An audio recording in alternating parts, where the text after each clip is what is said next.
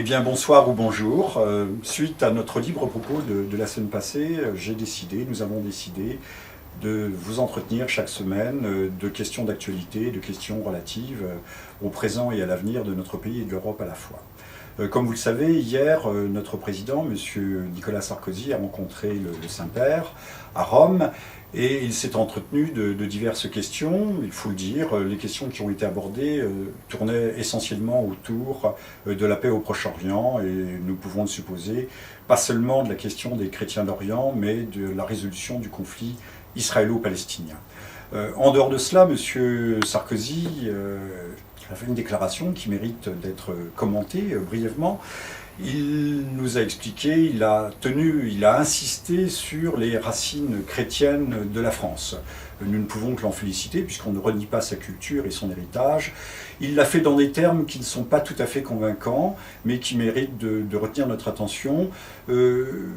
Établissant un passage avec la question de la laïcité, sans d'ailleurs qu'il y ait de contradiction entre ces racines chrétiennes et la laïcité elle-même. Ceci étant dit, ce discours est un petit peu surprenant et n'est pas totalement convaincant dans la mesure où M. Sarkozy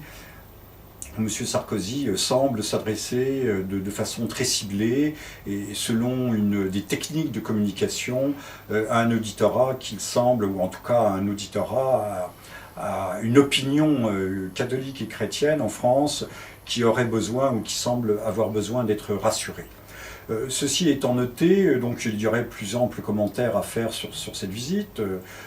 Encore une fois, il n'y a rien à redire. Il est bien et peut-être tout à fait un peu inhabituel qu'un président rappelle ses racines chrétiennes avec autant d'insistance. Toujours est-il que le véritable sujet de l'entretien avec le Saint-Père n'était pas là et on doit en saisir le sens et la portée. Cette rencontre avec le Saint-Père était un prélude au mini-sommet qui a rassemblé à la fois M. Prodi pour l'Italie, M. Zapatero, chef du gouvernement espagnol, et M. Sarkozy lui-même, pour préparer un sommet général des pays riverains de la Méditerranée et lancer ce grand projet qui est un projet spécifiquement français et plus particulièrement un projet de notre nouveau président, ce projet d'union euro-méditerranéenne. Alors nous devons nous interroger un instant pour savoir ce que ce projet recouvre. Alors que l'Europe a le plus grand mal à se constituer à 27, nous pourrons revenir tout à l'heure, le cas échéant, sur la question de l'ouverture, de l'extension de l'espace Schengen, mais cette Europe qui reste problématique, qui reste d'une certaine façon véritablement à construire, qui deviendra peut-être un géant économique, mais en tout état de cause qui reste pour l'instant un nain politique. Je ne sais s'il faut s'en féliciter ou le regretter, mais c'est un autre débat. Revenons à cette union euro-méditerranéenne qui en soi d'ailleurs ne plaît pas beaucoup à Mme Merkel. C'est un projet qui est relativement inquiétant. On a l'impression, vous savez, il y a une expression en français qui dit « trop embrasse, mal étreint ». Et le président français semble se précipiter de l'autre côté de la Méditerranée. Que recouvre ce projet euro-méditerranéen?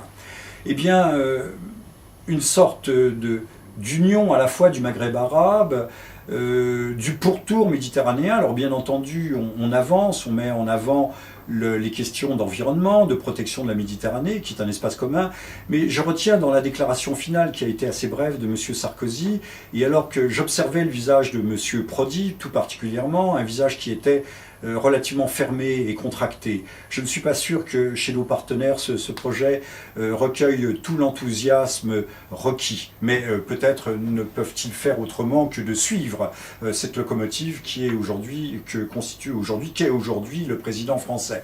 À l'appui de cette idée, je ferai mention d'accords passés ou de collaboration, de coopération avec l'OTAN, l'Organisation du traité de l'Atlantique Nord, sur la sécurité de la Méditerranée. Ces accords qui aujourd'hui établissent des ponts entre l'État hébreu et l'Algérie, la Tunisie, le Maroc, l'Algérie peut-être moins, mais c'est certainement en cours, pour la sécurité en Méditerranée, instaure de facto une intégration méditerranéenne sous la houlette de l'OTAN. Et la création de cette union euro-méditerranéenne donnerait une sorte de coque, de structure politique à cette intégration militaire qui s'avance et qui ne dit pas son nom et qui n'est pas rendue publique. Alors, si l'on doit dire un mot d'ailleurs sur les fantaisies de M. Sarkozy se promenant à Euro Disneyland, eh bien on peut penser qu'il nous donne là un joyeux spectacle pour les familles, peut-être, en tout cas on peut le supposer, un spectacle de Noël qui est destiné à divertir l'attention des observateurs, des analystes et du grand public, des véritables enjeux de la politique actuelle qui dépassent et de très loin les affaires de cœur d'un président assez primesautier. Je demande à mes concitoyens de réfléchir au fait que M. Sarkozy, et j'insiste là-dessus, nous a dit que la Méditerranée pourrait être le lieu de la guerre la plus terrible qui soit, ou éventuellement un lieu de paix. Et le fait même qu'une fois de plus, l'évocation du spectre de la guerre soit faite, intervienne dans la bouche d'un président de la République, laisse parfaitement songeur.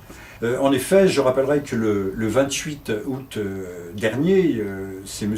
Bush qui n'a pas renoncé à des mesures de rétorsion dures à l'égard de la République islamique d'Iran, qui nous parlait de l'éventualité d'un holocauste nucléaire. Puis ensuite, M. Kouchner, toujours sur le même sujet, sur le même thème, nous parlait de cette éventualité qui serait une éventualité catastrophique, celle de la guerre. C'est un mot qui revient un peu fréquemment, encore une fois, qui n'est pas répercuté par les grands médias, par les grandes chaînes de télévision, mais que tout homme un peu averti doit noter et doit relever dans la bouche des hommes qui dirigent nos destins. Eh bien, je pense que nous avons peut-être tout à craindre de cette union euro-méditerranéenne qui, encore une fois, se fait à la remorque d'accords passés entre certains pays riverains, notamment du Maghreb arabe, avec l'organisation du traité de l'Atlantique Nord, l'OTAN, pour traquer éventuellement le terrorisme. Je donnerai un exemple. Plus l'OTAN, avec l'aide des pays riverains, a contrôlé ces derniers mois ou ces dernières années plus de 100 000 navires. Personne, je pense, parmi ceux qui me regardent ce soir ou aujourd'hui, n'a jamais entendu parler de ces actions. De même que les forces américaines interviennent au sud du Sahara, en Libye, en Algérie, et traquent les groupes salafistes. Cette zone est une zone effectivement de turbulence, et je crois qu'il est grave que l'on cache ces réalités qui nous engagent, qu'on les cache à l'opinion publique, qui ne peut pas se déterminer sainement et diriger ses affaires si elle ne sait pas ce qui se trame dans son dos.